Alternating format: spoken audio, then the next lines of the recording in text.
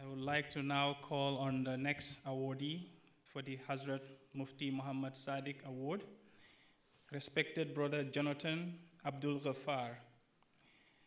Brother Jonathan is a writer, speaker, and educator on Islam and its rejuvenation through the advent of the promised Messiah, Imam Mahdi, Hazrat Mirza Ghulam Ahmad.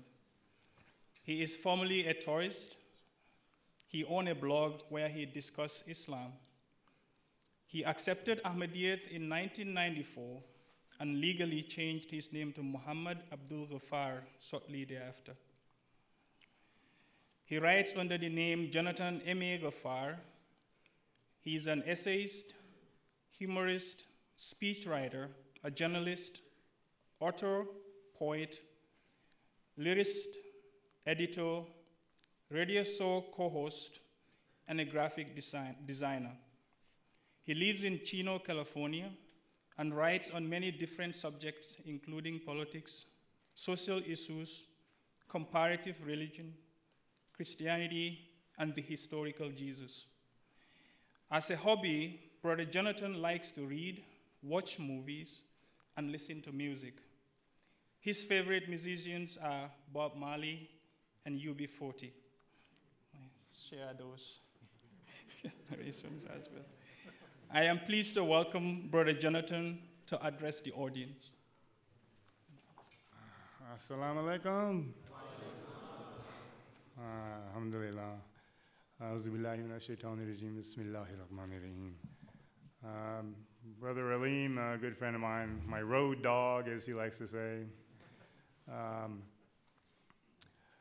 when he recounts his experience with what was his sign of the truth of Ahmadiyyat and that God was in his life, it resonates with me, and because I had a very similar experience.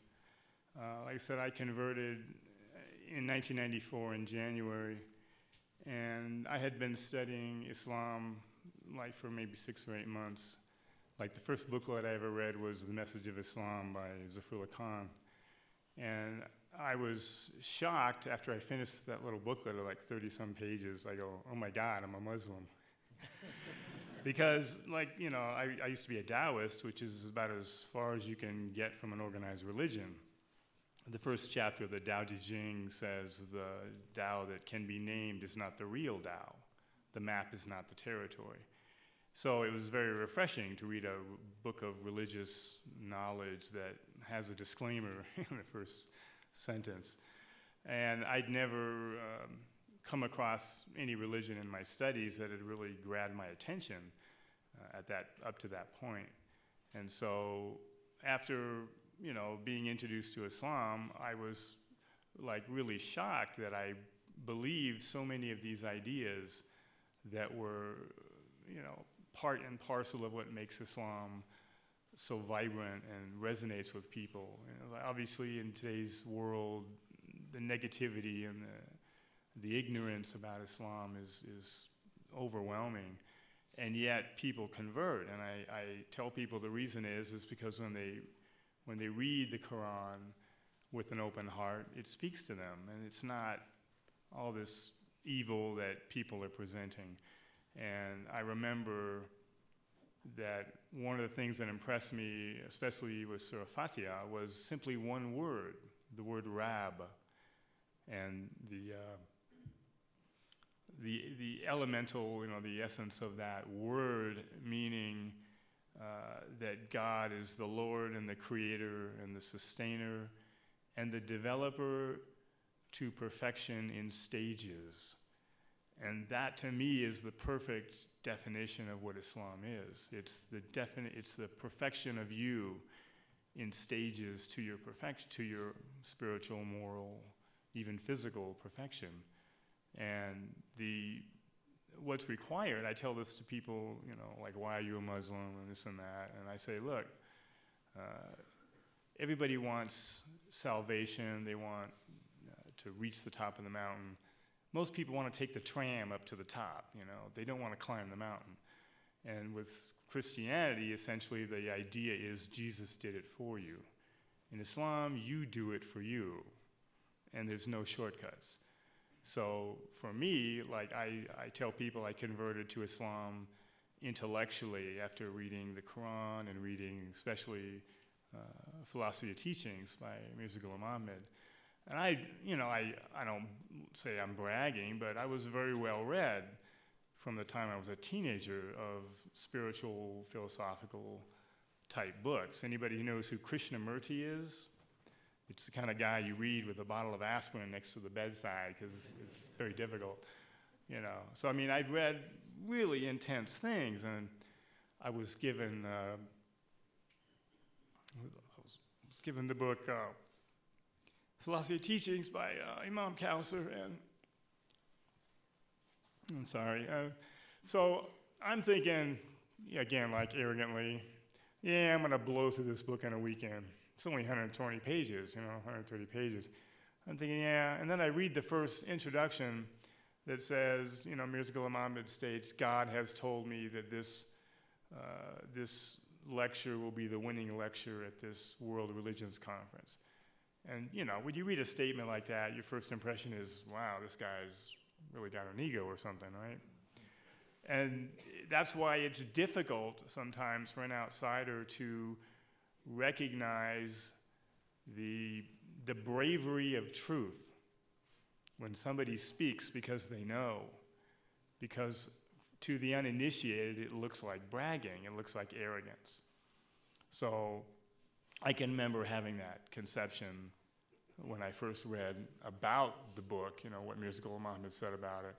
And so I read the book and I get to this part about where the soul comes from. And I was like, that's true. I mean, that's got to be true. It makes perfect sense. It's not like you're floating around in some collective unconsciousness and you get stuck into your body or, that's nonsense. But so much of what was revealed, literally, to me, a revelation of who God was, what our purpose was, and that there was an answer, and that it required commitment, that you couldn't just do this one day a week, And so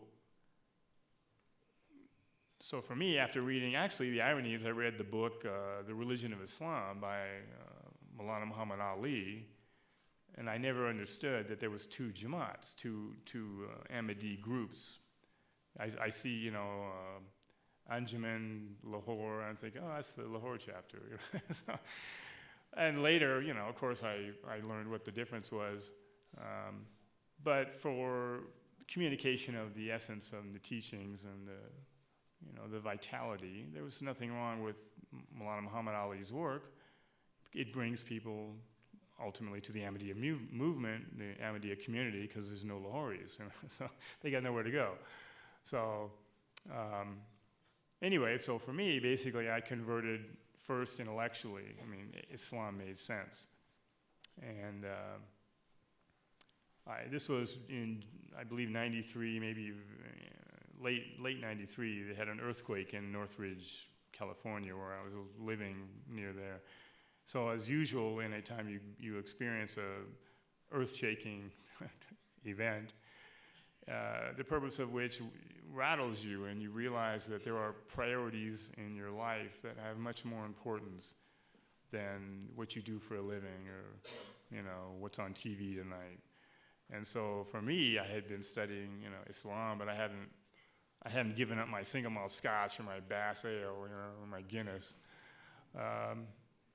But I realized, after the Northridge earthquake, is like, I need to get serious and figure out what I really want to do. And as things happen, doors close and other doors open. So I eventually moved to Chino shortly after that. And like I said, I remember I had taken a bus and I arrived in Chino and I walked into the office of the imam and I said, I'm ready to sign up. And he's like, you sure? I'm like, yeah, because basically all the questions had been answered, and as far as Islam was concerned, my only, you could say, reservation was who was Mirza Ghulam Ahmad really. And so at that point, I took him as a very wise teacher, somebody who was clearly spiritually connected. I wasn't really at that point ready to believe that he was Jesus come again. I mean, you know, if you leave Christianity, you don't go looking to go back. And that was really, for me, I couldn't understand why Ahmadis were going on and on about the promised Messiah and this and that. And I was like, okay. So I sort of put that on the back burner, so to speak. I said, if this is the man that brought into the world this version of Islam, then I'll give him the benefit of the doubt there. And, you know, in my arrogance, I'm not going to dismiss him. And so that's kind of how it went for a couple of months. And so I say I converted twice to Ahmadiyyat. And I tell people, Ahmadis especially, you know, you're born Ahmadis. You inherit a gift. It's really easy sometimes to take it for granted because you didn't discover it. It was just you were raised in it. And for converts, you don't know how much we admire and we're jealous of the fact that you're raised in this purity and this truth, that it's a shield. It's like, you know, you're on Noah's Ark, and some people don't know it, and they want to jump off the boat and go swimming with the sharks, you know. I mean, so for me and Aleem, we joke, we say, you know, we've been there and done that and got the T-shirt, you know. We've been inoculated to the you know, the temptations that a lot of people fall prey to. And so what cemented it for me in terms of knowing that this was the truth and not just a really high-minded philosophical interpretation of Islam was essentially 3 months after signing the bayat, you know, where I was technically an Ahmadi. In the back of my mind, I'm like, of course, I'm meeting other Muslims. I'm meeting, you know, Sunnis, and they ask me, oh, what mosque do you go to? And I go, oh, the one on Ramona. And they go, oh, brother, you can't go to that mosque. Those aren't real Muslims. And they would put their arms around me and, you know, try to save me. I felt like a Christian again. I mean, you know, is there a Muslim Benny Hinn out there, you know? But so this attitude was like, I was like, well, they pray 5 times a day, they fast in Ramadan, they give charity, they do all these things that the Quran says you're supposed to, and yet apparently the whole Muslim world says they're apostates, says they're not Muslim. So, you know, in the back of my head, I'm like, man, this really looks like it's the truth, you know? But people become Scientologists, and we know what that is. And so for me, I'm praying, you know, kind of like this thing in the back of my mind is burdening me, like, is this really the true Islam? Because I don't want to spend, you know, after I've committed myself to something and I believe it's true, to find out 5 or 10 years down the road it's Scientology and Islam or something, you know. So it's a serious fear. And so at this point, I hadn't memorized the prayer in Arabic, so I would do it in English. And a lot of the commentary about the Quran and Surah Fatiha and the deeper meanings of stuff I hadn't really delved into. I'd read about Islam, you know, through the second Khalifa, and Mirza Ghulam Ahmad and Zafrullah Khan, and these giants of insight, you know, in our Jamaat. But I hadn't really, you know, spent as much time as trying to delve into the intricacies, you know. And so I just remember this thing in my head was like, you know, I need to know if I'm in the real Islam. And so just like Aleem was doing Isha, I think this is a real critical thing when you're doing the late prayer or you're doing the Vitr. So actually this event is 2-part, which is fascinating because I didn't really get the first part of it when it happened. But you'll get it as soon as I tell you, because you know that Surah Fatiha is Shifa. Rahmat Jamal, just a legend in Ahmadiyyat. was one of the people that I got to love and know in Chino. Great man. So he took us and some of the Kadam to go to eat. And we were driving to this restaurant, and it was time for Maghrib. So we did, I'm sitting next to him in his Ford station wagon, and he's leading the prayer. And, Allah is my witness, he's reciting Surah Fatiha.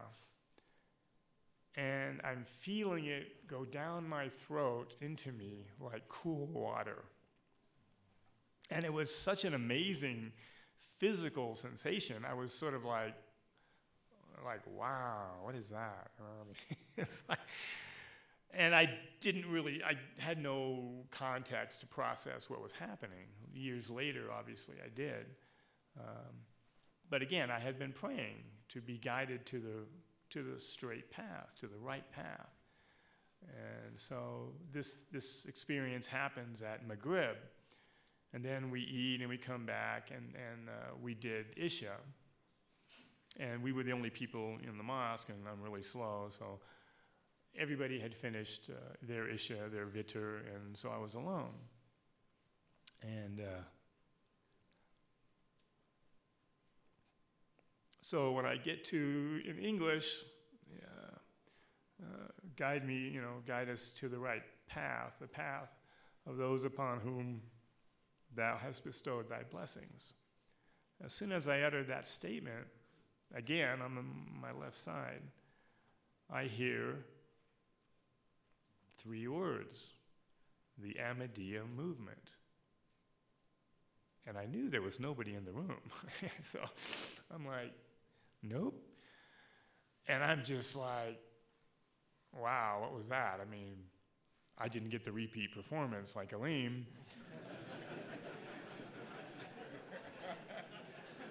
But, the hairs on the back of my neck were definitely standing up. And I knew that wasn't me talking.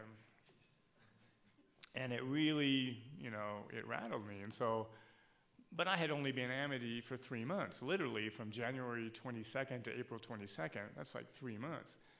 So I'm picturing myself walking into Imam Kausar's office and going, yeah, I'm hearing voices. Just going to take that bite, just see ya, So I was like, oh man, what do I do? And so maybe 3 or 4 days went by after this experience, and I just like, I said, I gotta tell him, so I walk in. First words out of my mouth were, now, I don't want you to think I'm crazy, but, so I relate what happened to me, and the first thing out of his mouth is, MashaAllah. He grabs the Quran with the commentary, flips it to 469, right? 470. 469, 470. And he shows it to me. I'd never read this commentary before, right? Obey Allah and His Messenger, and you shall be on the path of those upon whom He has bestowed His blessings. The prophets, the truthful, the righteous, and the martyrs. Not in that order, but, and I saw that word prophets. And I was like, oh my God, today it would be OMG. But it was like, that was the answer that I'd been looking for. Mirza Muhammad was a true prophet. And I couldn't argue it away because I'd read some book, and I had this knowledge in my head. It was something that was communicated to me in a way that I couldn't ignore and I couldn't dismiss. So in that sense, I tell people, I joined the Ahmadiyya Muslim community without believing in Mirza Ghulam Ahmad. But 3 months later, I certainly believed in Mirza Ghulam Ahmad. So alhamdulillah, I think the importance of any experience, and like I said, this has happened, I've had this type of experience not numerous, but more than a few times. And the last time it happened was 2014 because of my dear brother Aleem. But that's another story I'll tell you later. But a similar thing happened because he had given a dars on the importance of doing tahajjud. Not something I'm a great doer of, unfortunately, but so this was Saturday and or Friday or something, I forget the day, but I didn't put it together in my head, but it was March 22nd when he gave the dars, right? So I'm telling myself, I go to bed and I'm like, you know, I'm gonna get up and I'm gonna do tahajjud. So I get up at like 2 a.m. on March 23rd. And I do rakats and I pray. And I had just learned the short version of the prayer, in the Allahu alaysa, no. You know the one, oh, Allah give me your love, right? That one. And so I had just memorized the first part of that. And so I'm doing my prayers in the salat. And so I say, Astaghfirullah.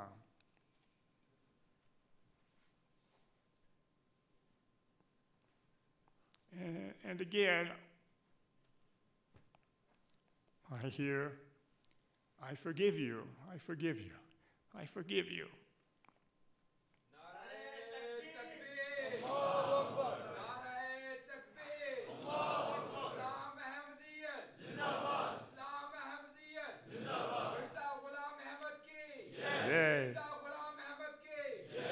It gets better. When I hear this statement that God forgives me, I remember that prayer I just learned. So I say it, and immediately I hear, I love you, I love you, I love you. Needless to say, I was pretty done, so I'm pretty done. Alhamdulillah, thank you.